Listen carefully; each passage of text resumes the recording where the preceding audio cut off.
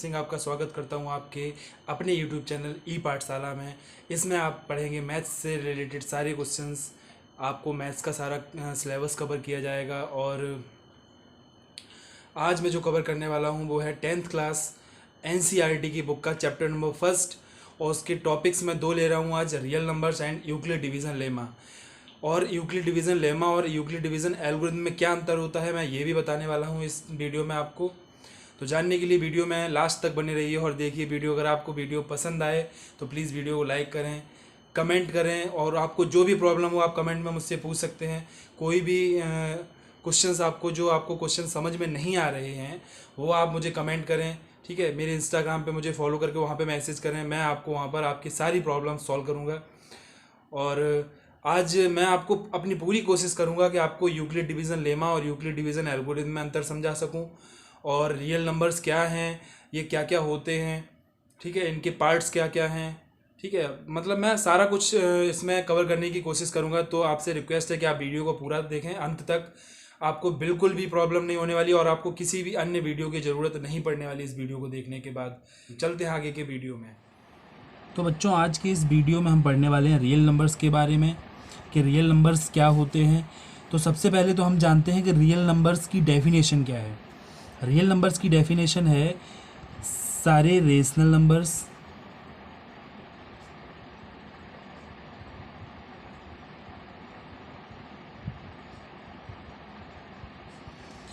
And irrational numbers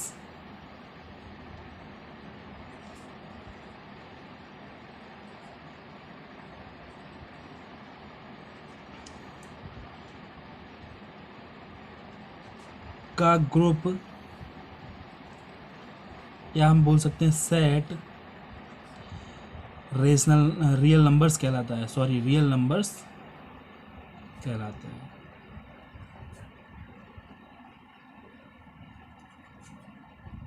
मैं इसको दोनों भाषाओं में लिख रहा हूँ क्योंकि मैंने एक पर्सनल एक्सपीरियंस किया है कि बच्चों को, जो बच्चे CBSE बोर्ड में भी हैं तो उनमें से लगभग 60% बच्चों को इंग्लिश लैंग्वेज में दिक्कत होती है। मैंने ये पर्सनल एक्सपीरियंस लिया है, इसलिए मैं इसको दोनों ही भाषाओं में लिखूँगा। मैं जो मेन जो वर्ड्स हैं उनको मैं इंग्लिश में लिख रहा हूँ और बाकी मैं हिंदी में लिख रहा हूँ, ठीक है।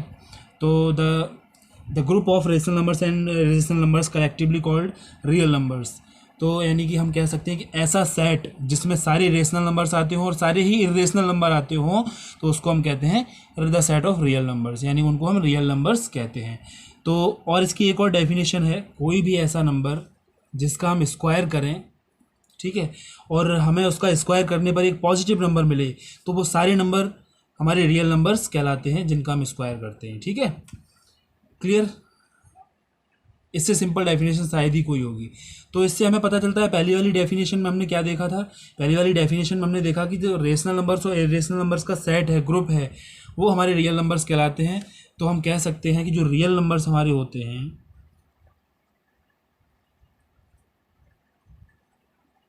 वो 2 टाइप्स के होते हैं। उनके 2 टाइप्स होते हैं, ये कह सकते हैं ना, है ना बेटा। पहला होता है रेशनल नंबर्स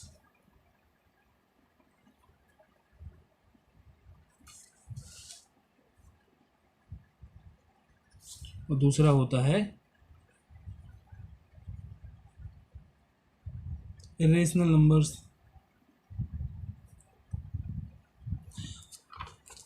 इनका जो सेट है वो हमारा क्या कहलाता है, रियल नंबर्स कहलाता है। तो हमारे रेशनल नंबर्स भी, इनके भी पार्ट्स होते हैं अलग अलग। पहला पार्ट्स है natural numbers,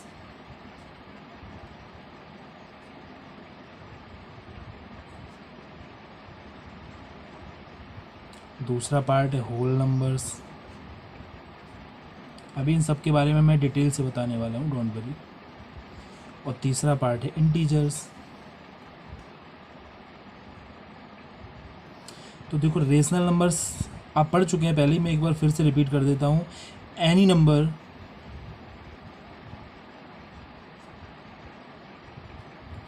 of the form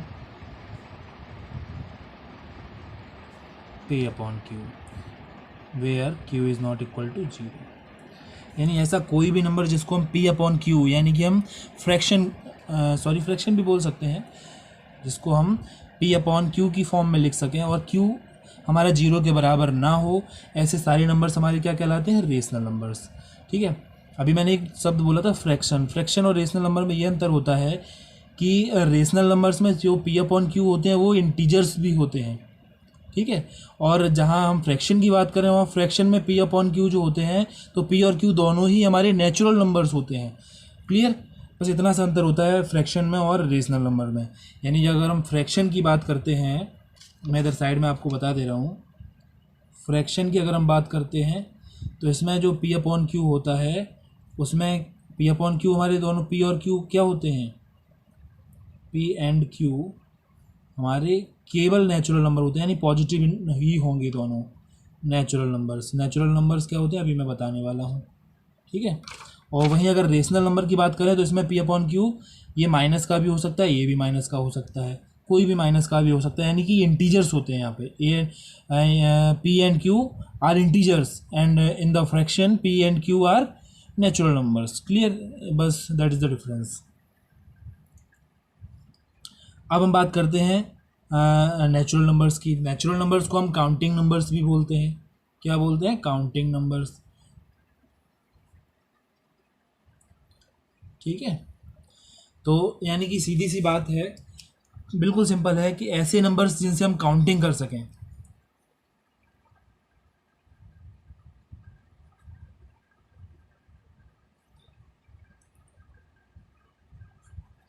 जिनसे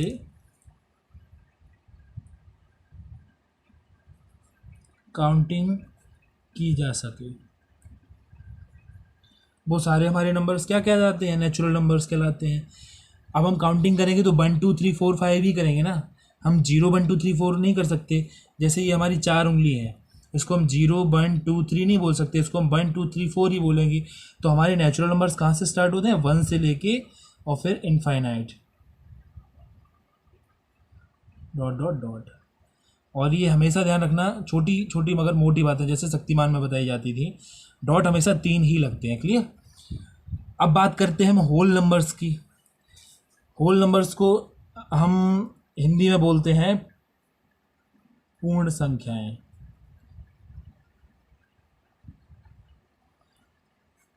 इनको हम बोलते हैं प्राकृतिक संख्याएं, नेचुरल नंबर्स को। अभी इससे साफ पता चल रहा है पूर्ण संख्या, यानी कि हमें इसमें ऐसा कोई नंबर इसमें ऐड कर दिया गया जिससे ये संख्याएं पूर्ण हो गई हैं। तो हमें कुछ नहीं करना है, बस जो भी नेचुरल नंबर्स हैं उनके आगे हमें 1 0 लगा देना है।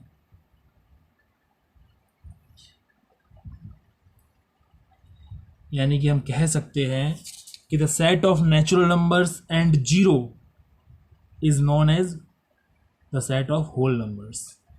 यानी कि नेचुरल नंबर्स के साथ में अगर हम 0 को भी शामिल कर लें तो ये हमारे होल नंबर्स बन जाते हैं। अब हम बात करते हैं इंटीजर्स की। अभी हमने नेचुरल नंबर के आगे 0 को शामिल किया था तो ये होल नंबर बन गए। अब हम 0 के आगे अगर इन सभी का नेगेटिव भी शामिल कर लें तो इंटीजर्स बन जाते हैं। यानी कि कह सकते हैं कि मैं डॉट डॉट डॉट से स्टार्ट कर रहा हूँ, -4 -3 -2 -1 0 1 2 3 4 डॉट डॉट डॉट। तो ये हमारे सारे क्या हो गए, इंटीजर्स हो गई। यानी कि आप कह सकते हैं कि सारी हमारी नेगेटिव नंबर्स, सारे पॉजिटिव नंबर्स और 0 इन सब का जो ग्रुप है वो हमारा इंटीजर्स कहलाता है। क्लियर,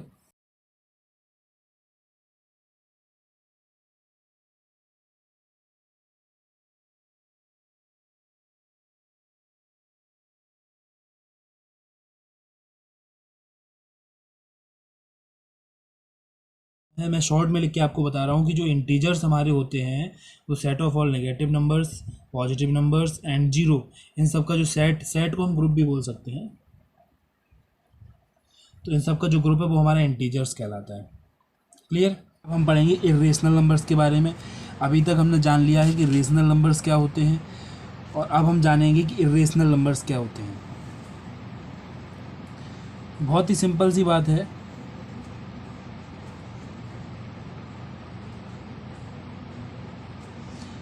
कि जो नंबर रेशनल नहीं होते हैं वो इरेशनल होते हैं। और दूसरी भाषा में हम कह सकते हैं कि जिन नंबर्स की वैल्यू हम एग्जैक्टली फाइंड ना कर सकें वो हमारे सारे इर्रेशनल नंबर्स या अपरिमेय संख्याएं कहलाती हैं। हम कह सकते हैं कि अपरिमेय, हिंदी में इसको बोलते हैं हम अपरिमेय संख्याएं। इसी से हमें पता लग जाता है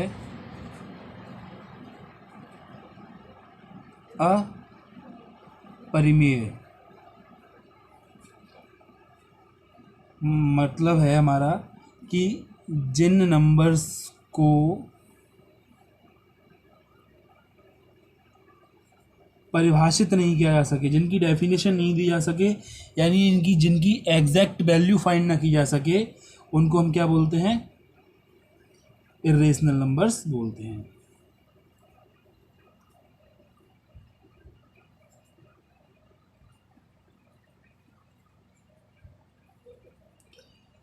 जैसे एग्जाम्पल में हम लेते हैं स्क्वायर रूट ऑफ 2, जिसकी वैल्यू है 1.414, आगे डॉट डॉट डॉट। तो इसकी वैल्यू एग्जैक्ट नहीं है, आगे आप जितना निकालते जाओगे वैल्यूज़ आगे उतनी बढ़ती चली जाएंगी, मतलब पॉइंट के बाद उतने डिजिट्स बढ़ते चले जाएंगे जहाँ तक आप जा सकें, क्योंकि ये जो डेसिमल एक्सपेंशन है वो नॉन टर्मिनेटिंग और नॉन रिकरिंग है। ये टर्मिनेट भी नहीं होगा और रिकर भी नहीं होगा, यानी कि रिपीट भी नहीं होगा बार बार। ये संख्याएं चेंज होके आती रहेंगी यहाँ पे इन्फिनिटी तक, अनंत तक। जैसे पाई हुआ, पाई की वैल्यू 3.1428 डॉट डॉट डॉट आगे बढ़ती ही जा रही है, ठीक है, बढ़ती ही जाएगी, आप जहाँ तक करते हैं चलती जाएगी ये वैल्यू, ठीक है। इसमें आप √3 को भी ले सकते हैं, 1.732 डॉट डॉट डॉट बढ़ती ही जाएगी आगे। इसमें आप 5 को भी ले सकते हैं, बहुत सारे नंबर्स ऐसे हैं जो आप इसमें ले सकते हैं। तो ऐसी जो संख्याएं जिनको हम परिभाषित नहीं कर सकते, जिनकी डेफिनेशन नहीं दे सकते, जिनकी एग्जैक्ट वैल्यू फाइंड नहीं कर सकते, वो सारे ही नंबर्स हमारे इर्रेशनल नंबर्स में आते हैं। क्लियर है? अब मैं बताना चाहूँगा आपको, थोड़ा सा आगे इसके बारे में डिटेल वीडियो भी बनेगी, लेकिन मैं अभी आपको बताना चाहूँगा रेशनल नंबर और इर्रेशनल नंबर्स के डेसिमल एक्सपेंशन के बारे में, कि इनका डेसिमल एक्सपेंशन कैसा होता है। तो बात करते हैं पहले रेशनल नंबर्स के।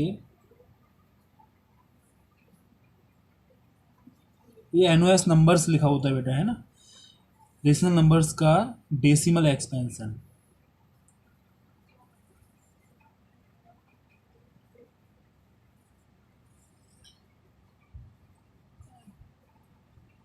नॉन टर्मिनेटिंग, अगर रेशनल नंबर्स का डेसिमल एक्सपेंशन हम करें तो ये नॉन टर्मिनेटिंग होगा, अगर तो ये रिपीटिंग होगा, रिपीट करेंगे डिजिट्स अपने आप को। नॉन टर्मिनेटिंग, रिपीटिंग या रिकरिंग भी बोलते हैं इसको, हम रिकरिंग भी बोलते हैं रिपीटिंग को, ठीक है। या फिर टर्मिनेट हो जाएगा, टर्मिनेटिंग होगा इसका डेसिमल एक्सपेंशन, या तो टर्मिनेटिंग होगा, टर्मिनेट हो जाएगा, जैसे 1.25 हो गया, एग्जाम्पल ले लिया मैंने, आगे डॉट का साइन नहीं है, आगे डॉट नहीं लगे, इसका मतलब ये टर्मिनेट हो गया, यहाँ पर इसका डिवीज़न जो प्रोसेस है वो ख़त्म हो चुकी है, ठीक। या फिर अगर नॉन टर्मिनेटिंग होगा तो 1.2222 डिजिट्स रिपीट होते जाएंगे, डिजिट्स जो भी हैं, तो भी हमारा रेशनल नंबर होगा डेसिमल एक्सपेंशन। वहीं अगर हम बात करें इर्रेशनल नंबर्स के डेसिमल एक्सपेंशन की,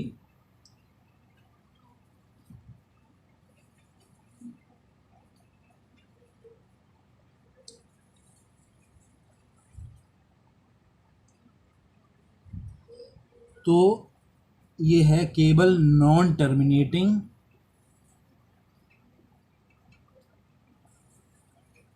नॉन रिकरिंग या नॉन रिपीटिंग।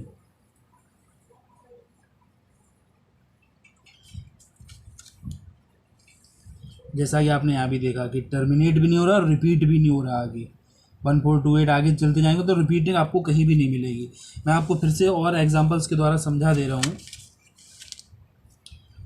एग्जांपल है इसका, मैं दे रहा हूँ आपको एग्जांपल 1.2 02 0 0 2 0 0 0 2 0 0 0 0।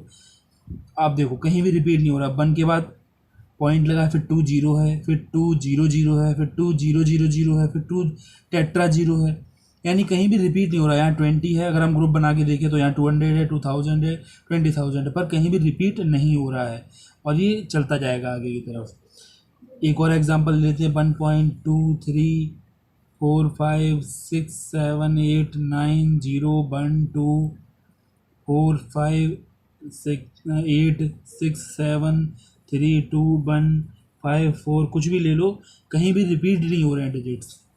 अब ऐसा, इसको हम रिपीट नहीं कहते, जैसे 2 3 4 यहाँ पे आ गया, 2 और 4 यहाँ भी आ गया, तो इट इज़ नॉट रिपीटिंग। ठीक है, कोई भी ग्रुप पूरा पूरा अगर रिपीट हो जाए, जैसे मैंने यहाँ लिखा था 2 3 4 5 6 7 9 0, और फिर से मैंने 1 2 कर दिया था स्टार्ट, तो मैं यहाँ पे 1 ना लगा के सीधा क्या लिखता, 2 से स्टार्ट करता और 2 3 4 5 6 7 8 9 0 लिख देता, तो वो रिपीट हो जाता, क्योंकि इतना इतना पूरा ग्रुप हमारा दोबारा से रिपीट हो जाता। तभी मैंने यहाँ पे 1 2 लिख के फिर आगे मैंने डिजिट्स चेंज किए हैं, ये रिपीट नहीं हो रहा है। क्लियर? तो ऐसे जो नंबर्स होते हैं वो सारे, सॉरी, डेसिमल एक्सपेंशन होते हैं, वो सारे कैसे नंबर्स के होते हैं? इरेशनल नंबर्स के होते हैं। ठीक है, और आपको एक छोटा सा नोट बताना चाहूँगा, बहुत से बच्चों के दिमाग में कन्फ्यूजन रहता है। रेशनल नंबर्स,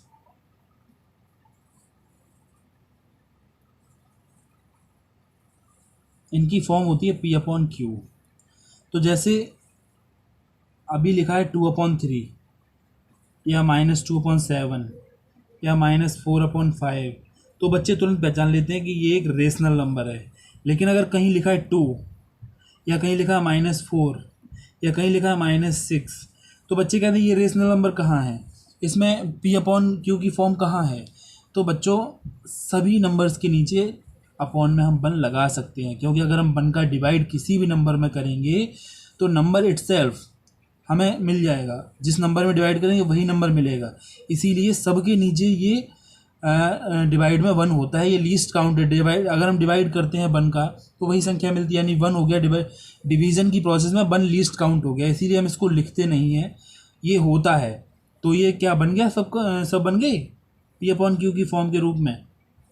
तो ये सारे हमारे क्या होगा, ये सारे भी हमारे रेशनल नंबर्स हैं। आप लोग कंफ्यूज मत हुआ करिए, पूछ लिया करिए, अगर कोई दिक्कत हो तो आप तुरंत मुझसे पूछ तो सकते बच्चों, अब हम पढ़ने वाले हैं यूक्लिड डिवीज़न लेमा और यूक्लिड डिवीज़न एल्गोरिथम। इन दोनों में क्या अंतर है, कैसे ये होते हैं, मतलब क्या इनका फॉर्म होता है, ये सब हम इस वीडियो में आगे पढ़ने वाले हैं। तो सबसे पहले हम जान लेते हैं कि लेमा क्या होता है। लेमा एक पहले से प्रूव स्टेटमेंट होता है जो हमारे मैथमेटिशियन पहले से प्रूव कर चुके हैं, जैसे कि बहुत फेमस है एक पाइथागोरस थ्योरम, आपने पढ़ी होगी।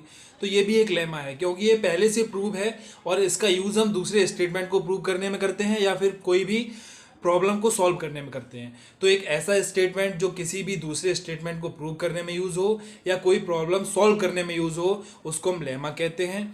और एल्गोरिथम की जब बात आती है, तो एल्गोरिथम क्या होता है, किसी भी प्रॉब्लम को सॉल्व करने का जो प्रॉपर प्रोसीजर होता है स्टेप बाय स्टेप, उस प्रॉपर प्रोसीजर को हम कहते हैं एल्गोरिथम।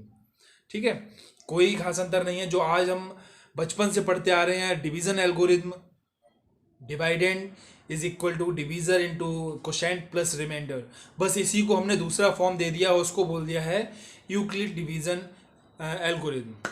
ठीक है, यूक्लिड ने ही इसको, यूक्लिड हमारे जो ग्रीक मैथमेटिशियन थे, इन्होंने ही इसको दूसरा फॉर्म दे दिया है। इसी को हम कहते हैं यूक्लिड डिवीजन एल्गोरिथम। बहुत ही सिंपल है, इसमें कुछ नहीं है, बस आपको थोड़ा सा ध्यान देने की ज़रूरत है।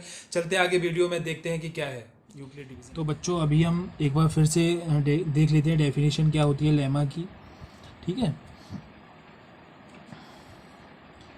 लेमा, ये यूक्लिड की ही लेमा है।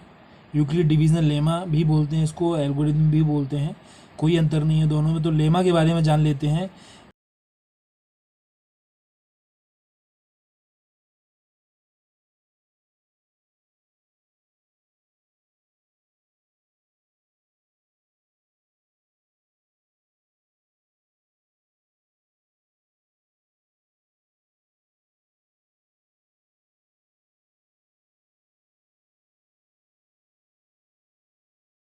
ऐसा स्टेटमेंट जो पहले से प्रूव है और उसको हम दूसरे स्टेटमेंट को प्रूव करने में यूज़ कर रहे हैं, या कोई क्वेश्चन का सॉल्यूशन करते हैं हम तब उसको यूज़ कर रहे हैं, तो वो सारे स्टेटमेंट हमारे क्या कहलाते हैं, लेमा कहलाते हैं, और कुछ नहीं लेमा। ठीक है। और एल्गोरिथम की बात क्या अगर हम करें तो एल्गोरिथम क्या होता है, एल्गोरिथम होता है प्रॉपर प्रोसीजर। अगर स्पेलिंग मिस्टेक्स हो जाती हैं तो उन पे ध्यान ना दें प्लीज़। मैं पूरी कोशिश करता हूँ सही लिखने की, लेकिन कभी कभार हो जाता है। प्रॉपर प्रोसीजर जो होता है उसको कहते हैं हम एल्गोरिथम, किसी भी क्वेश्चन को सॉल्व करने का प्रॉपर प्रोसीजर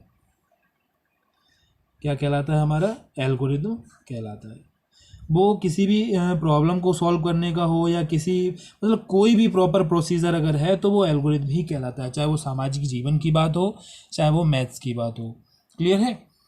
तो अभी तक हम बचपन से एक एल्गोरिथम पढ़ते आए हैं, हमने बहुत पहले से पढ़ रखी, क्लास 4th से शायद हम पढ़ रहे हैं, division algorithm.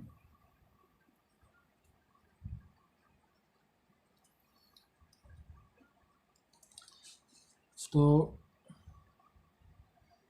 Dividend is equal to divisor into quotient plus remainder. ये हमने बचपन से पढ़ी है, यही हमारी डिवीज़न एल्गोरिथम है।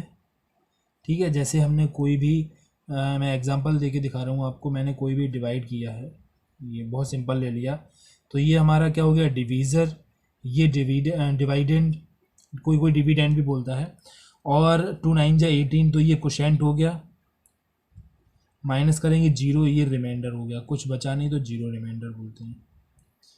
कोई लोग इसको रिमाइंडर बोल देते हैं, रिमाइंडर नहीं है, रिमाइंडर होता है, रिमेन बचता है, यानी रिमेन मीन्स बचना, जो बचता है उसको रिमाइंडर बोलते हैं। ये होता है हमारा क्वोशिएंट, और ये होता है डिविडेंड, और ये होता है डिवीज़र। क्लियर। तो यही क्या है, हमारी डिवीज़न एल्गोरिथम है। यूक्लिड ने इसी को क्या किया है, यूक्लिड ने जो हमारा डिविडेंड होता है इसको ए के रूप में ए लिख दिया है, और जो हमारा डिवीज़र होता है इसको बी लिख दिया है, और क्वोशिएंट को क्यू और रिमाइंडर को आर।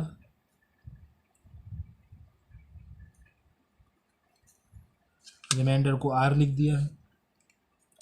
तो इसी में हम रखे हैं, डिविडेंड की जगह हम रख दें ए, यहाँ से रिलेट करके देखना आप। ठीक है।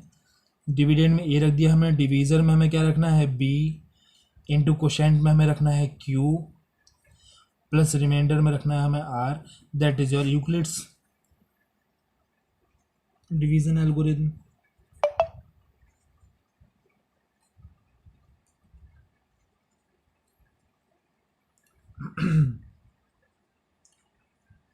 तो कोई अंतर है, कोई भी अंतर नहीं है। जैसी डिवीज़न एल्गोरिथम हमने बचपन में पढ़ी थी वही डिवीज़न एल्गोरिथम यूक्लिड की है, बस उन्होंने डिवाइडेंड को ए से दिखाया है, डिवीज़र को शॉर्ट में बी से दिखाया है।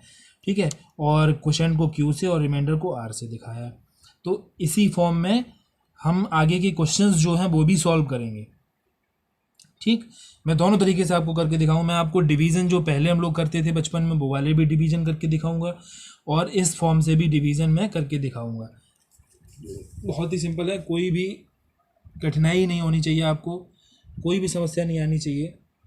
चलो तो करते हैं आगे के हम क्वेश्चन सब। उससे पहले मैं आपको बता दूं fundamental theorem of mathematics.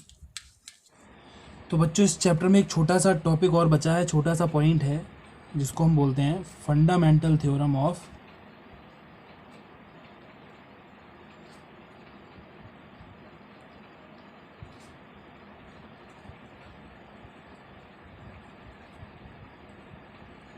Arithmetic,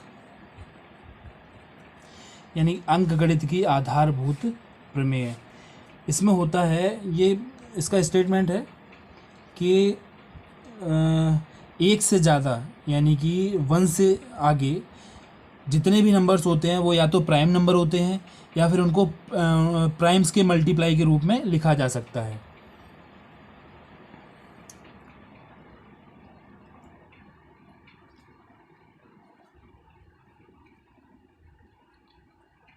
every number except 1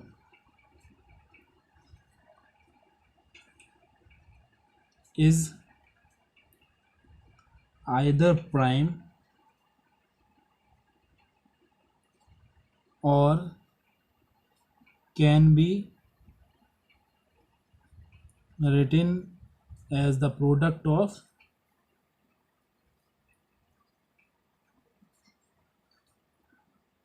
primes या प्राइम नंबर्स। यानी कि हम देखें अगर एक की तो बात इसमें की ही नहीं गई है, ख़त्म कर दिया इसको यहीं पे। हम 2 की बात करें तो it is a prime number, 3 की बात करें तो वो भी प्राइम नंबर है। अब 4 की बात करें अगर हम, तो 4 को हम कैसे 2 प्राइम्स के मल्टीप्लाई के रूप में लिख सकते हैं। क्लियर। 5 की बात करें तो प्राइम नंबर है। अब वही 6 की बात करें तो 2 × 3 दोनों प्राइम के मल्टीप्लाई के रूप में हम लिख दिया। हम कोई सा भी नंबर ले लें, हम 24 की अचानक से बात कर रहे हैं, हमने ले लिया 24, तो 24 को 2 × 2 × 2 × 3 सारे प्राइम्स के हमने मल्टीप्लाई यानी प्रोडक्ट के रूप में लिख दिया है। तो यही है the fundamental theorem of arithmetic कि किसी भी नंबर्स को यानी एक से बड़ा कोई भी नंबर या तो वो प्राइम होगा या फिर हम उनको प्राइम्स के प्रोडक्ट के रूप में लिख सकते हैं। This is the fundamental theorem of arithmetic. कुछ नहीं है इसमें। इसको हम यूनिक फैक्टराइजेशन थ्योरम भी बोलते हैं।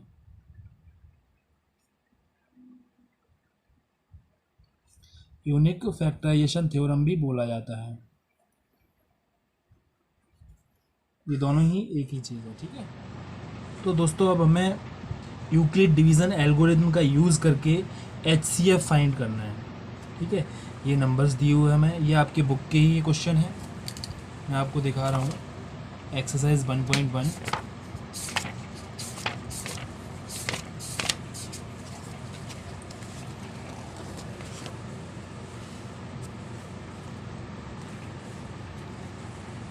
This is a question, use Euclid's division algorithm to find the HCF of. ये आपके क्वेश्चंस दिए गए हैं, ये मैंने अलग पेपर पे प्रिंट करके रखे हुए हैं। ठीक है। तो यूक्लिड डिवीज़न एल्गोरिथम आपने पढ़ी है, क्या होता है फॉर्म उसका, A = BQ + R, जिसमें A हमारा डिविडेंड होता है, B डिवीज़र होता है, Q कोशेंट होता है और R जो होता है हमारा रिमाइंडर होता है। ठीक। तो उसके लिए अब इन दोनों में हम कौन सा डिवीज़र लें कौन सा डिविडेंड लें, उसके लिए एक शर्त होती है पहली कि A must be greater than B। A हमारा हमेशा B से बड़ा होना चाहिए। तो हम यहाँ पे देख रहे हैं कि 225 is greater than 135, so A is equal to 225 and B is equal to 135। Clear. अब यूक्लिड डिवीज़न एल्गोरिथम के रूप में हम इसको कैसे लिखेंगे, तो हमने नॉर्मल जो डिवाइड हम पढ़ते हैं उसके रूप में तो हम इसको लिख ही सकते हैं ना, ऐसे। ये डिविडेंड हो गया, ये डिवीज़र हो गया यहाँ पे। अब हम इसका डिवीज़न जब करेंगे तो 135 बन जाए 135। अगर हम इसमें इसका 2 बार मल्टीप्लाई करते हैं यानी 2 बार डिवाइड करते हैं 135 का, तो 270 हो जाएगा, जो इससे ज़्यादा हो जाएगा, इसलिए हम करेंगे 1 बार। तो कितना आएगा 135। माइनस किया हमने तो 5 में से 5 माइनस करेंगे 0, इधर से कैरी करेंगे 12 में से 3 माइनस करेंगे 9, इधर 1 में से 1 माइनस किया 0 बचा, तो हमारे पास क्या बचा 90 बचा। तो ये हमारा क्या है डिवीज़र है यानी B है, ये यहाँ पे A होता है, ये Q होता है और ये R होता है। ठीक। तो उसी हिसाब से हम यहाँ पे लिखेंगे। तो A को हम कहाँ लिखेंगे सबसे आगे, तो 225 इज इक्वल टू बी की जगह हम क्या लिखेंगे 135 इंटू क्यू की जगह हम क्या लिखेंगे 1 और प्लस 90, आर की जगह 90 लिखेंगे। अब नेक्स्ट स्टेप में क्या होता है कि जो यहाँ पे डिवीज़र होता है, ठीक है, जो यहाँ पे डिवीज़र है वो नेक्स्ट डिविडेंड बन जाता है 135, ये 1 बिट है बेटा, ठीक है 135, और जो रिमाइंडर बचता है वो अगली बार अगले स्टेप में काम करता है हमारा डिवीज़र का। यानी कि हम इसको यहाँ से देख सकते हैं, मैंने आर लिख रखा है, ठीक है, आपको समझाने के लिए। यहाँ 135 हो जाएगा तो 90 बन जा, 90 माइनस किया हमने तो 45 बचा। तो यहाँ पे क्या आएगा 1 बार डिवाइड गया हमारा, क्वोशेंट 1 हो गया और रिमाइंडर कितना बचा 45, तो हम यहाँ लिख देंगे 45। क्लियर। उसके बाद यहाँ 90 आ जाएगा, ये हमारा डिवीज़र बन जाएगा। 90 जो यहाँ पे डिवीज़र था वो यहाँ डिविडेंड बन गया, यानी कि 90 यहाँ पे आ जाएगा बराबर में 45 यहाँ पे। जो रिमाइंडर था वो डिवीज़र बन गया और जो डिवीज़र था यहाँ पे वो क्या बन गया हमारा डिविडेंड बन गया। अब 45 का जब 90 में डिवाइड करेंगे तो ये 2 टाइम्स पूरा पूरा चला जाएगा, 45 टू जा 90, तो 0 बचा। तो 2 बार गया तो 2 यहाँ पे क्वोशेंट प्लस रिमाइंडर 0। अब बस हमें ये देखना है कि हमारा HCF क्या है। तो ध्यान रखना बेटा, नोट कर लेना इस बात को कि जहाँ पर हमारा जिस स्टेप में हमारा रिमाइंडर हमें 0 मिल जाता है उसी का जो डिवीज़र होता है ये हमारा HCF होता है। फिर से एक बार मैं रिपीट कर दे रहा हूँ कि जिस स्टेप का रिमाइंडर 0 हो जाए उसी स्टेप का डिवीज़र जो होता है वो हमारा HCF होता है। तो HCF is equal to 45, that is your answer. अब आ जाते हैं नेक्स्ट क्वेश्चन पे। तो इसमें हमने देखा कि ये 38,220 बड़ा है, तो ए बराबर, अब बार बार वो चीज़ रिपीट करने की ज़रूरत है नहीं हमें कि कौन सा बड़ा है कौन सा छोटा है। तो ए बराबर हमारा हो गया 38,220 एंड बी इक्वल टू हो गया हमारा 196। तो ए की जगह आ जाएगा 38,220 और बी की जगह आ जाएगा 196 इंटू, अब हम यहाँ पे डिवाइड करके देख लेंगे हम पहले की तरह। तो 38,220 इसमें हम डिवाइड करेंगे 196 का, तो हमने पीछे से 2 अंक छुपाए, देखा कि आगे के 3 अंक, तो 19 पीछे से 3 छुपा लो, इसका भी 1 छुपा लो, तो 19 टू जा 38। तो हम देखें 196 लिख के 2 का मल्टीप्लाई करके देखते हैं। 2 6 जा 12 कैरी 1, 2 9 जा 18 और 1 19 कैरी 1, 2 जा 2 3 392 आ रहा है, यहाँ पे 382 है। तो हमारा डिवाइड कितने बार जाएगा 1 बार, क्योंकि 2 बार में ज़्यादा आ रहा है। तो हमने देखा 1 बार डिवाइड गया हमारा, तो 196 ही आएगा। माइनस करेंगे इधर तो कितना रह जाएगा 186 रह जाएगा, क्योंकि इधर से हमने कैरी लिया। यहाँ रह गए, यहाँ हो गए 12 में से 6 माइनस करेंगे 6 बचे, यहाँ 7 बचे, यहाँ से कैरी लिया 17 में से 9 गए 8 बचे, यहाँ 2 बचे, 2 में से बन गया 1 बचा, तो 186 बचे हमारे पास। अब हमने नीचे से 2 को किया कैरी, जब हम 19 का डिवाइड करेंगे तो 1 अंक हम यहाँ भी छुपा ले रहे, 1 डिजिट लास्ट वाला इसका भी छुपा ले रहे हम 196 का, तो 19 और 186 बचा। तो 19 9 जा 171, तो 196, इसमें हम 9 का मल्टीप्लाई करके देख लेते एक बार। 9 6 जा 54 कैरी 5, 9 9 जा 81 और 5 86 कैरी 8, 9 1 जा 9 और 8 17, पूरा पूरा जा रहा है ना। तो 9 लिखेंगे यहाँ पे हम, 1764 आएगा। माइनस करेंगे इधर से, तो 12 में से 4 गया, इधर से क्या ही लेंगे 12 हो जाएगा, 12 में से 4 गया 8 बचा, इधर 5 बचे, इधर से क्या लिया 15, 15 में से 6 गया 9 बचा, इधर 7 बचे, 7 में 7 गया 0, 1 में से बन गया 0, तो 98 बचा हमारे पास। 0 कैरी कर लिया नीचे, तो 1 अंक हमने यहाँ भी छुपा लिया, 1 यहाँ भी छुपा लिया, तो 19 बचा इधर, इधर 98। 196 में मल्टीप्लाई करेंगे 5 का, 5 6 जा 30 का 0 कैरी 3, 5 9 जा 45 3 48 का 8 कैरी 4, 5 जा 4 5 बन जा 5 और 4 9, 980 पूरा पूरा आ गया। कितने बार हमारा गया डिवाइड 5 टाइम्स गया, 980 आ गया। तो यहाँ पे ही हमें 0 मिल गया। अगर हमने 196 से डिवाइड किया तो क्वोशेंट आया 195, और प्लस में रिमाइंडर 0 बचा, तो जहाँ रिमाइंडर 0 बच जाए उसी का डिवीज़र हमारा HCF कहलाता है। तो HCF बराबर कितना हो गया 196। अब बचा है क्वेश्चन लास्ट